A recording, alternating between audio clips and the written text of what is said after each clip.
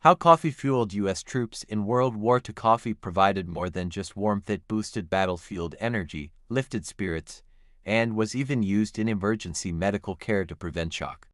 If tea was the symbolic drink of the American Revolution, then coffee, affectionately known as a cup of joe, was the lifeblood of U.S. soldiers during World War II. Included in every sea ration, coffee became a daily ritual for American troops.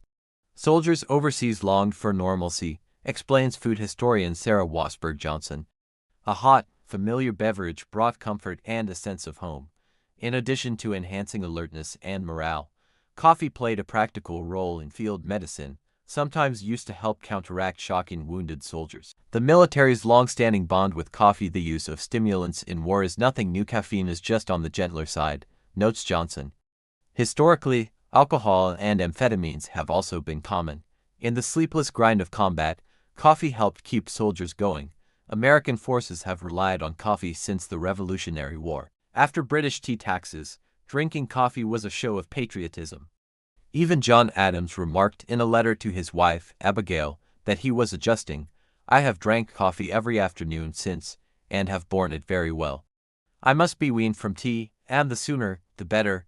By the Civil War, Union soldiers were issued 36 pounds of coffee annually. Northern troops often roasted beans in frying pans and ground them with improvised tools. Some even built grinders into their rifles. Confederate soldiers, cut off from supply, substituted roasted acorns and barley instead. "Anyone who relies on caffeine knows what happens when you go without it," says Johnson. During World War I, the War Department operated roasting and grinding facilities in France to keep frontline troops supplied. The habit followed returning soldiers home, and by the mid-20th century, coffee had become a staple of American life. Between 1900 and 1946, per capita coffee consumption in the U.S. doubled to nearly 20 pounds annually. Did you know? First Lady Eleanor Roosevelt hosted a wartime radio show called Over Our Coffee Cups, encouraging Americans to get more out of life with coffee. Supply, demand, and wartime disruptions. During World War II, nearly 10% of U.S. imports were coffee.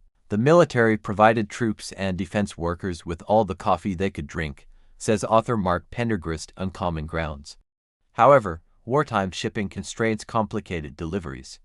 Merchant marine vessels were diverted for military use, and remaining ships risked attack from German U-boats. Following the Pearl Harbor attack in 1941, the U.S. fixed coffee prices to prevent inflation.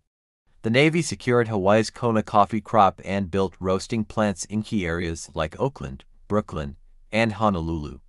As naval historian Samuel Eliot Morrison later wrote, "Although the United States Navy might win a war without coffee, it hopes never to be forced to make the experiment." In 1942, Brazil, America's key coffee supplier, agreed to place its fleet under Allied control in exchange for the U.S. government purchasing its full coffee quota. The War Production Board assumed control of all coffee imports, effectively ending the open market. As before, beans were shipped directly to the battlefield. In one Marseilles facility alone, 12,000 pounds of coffee were roasted daily using repurposed gasoline drums. Meanwhile, coffee companies competed to perfect a better instant brew. The rise of instant coffee. Although instant coffee had been around since the 18th century, it gained military traction during World War I. The War Department invested in brands like George Washington coffee, functional but unappetizing. Post-war demand dropped sharply. That changed with the 1938 debut of Nescafé, which more closely mimicked traditional coffee. When the U.S. entered World War II, Nescafé was added to emergency rations. In just 1 year, the U.S. military purchased over 1 million cases, equal to the company's full annual output. Nescafé later featured in care packages sent to Europe and Japan. Did you know? While Nestle supplied Nescafé to Allied troops, it also sold food to Nazi Germany. The company later paid over $14.6 million in restitution to Holocaust survivors and Jewish organizations after revelations of its use of slave labor during the war. Rationing on the home front. While soldiers consumed an average of 30.5 pounds of coffee annually, civilians had to make do with about 8.5 pounds less than a cup a day due to wartime rationing.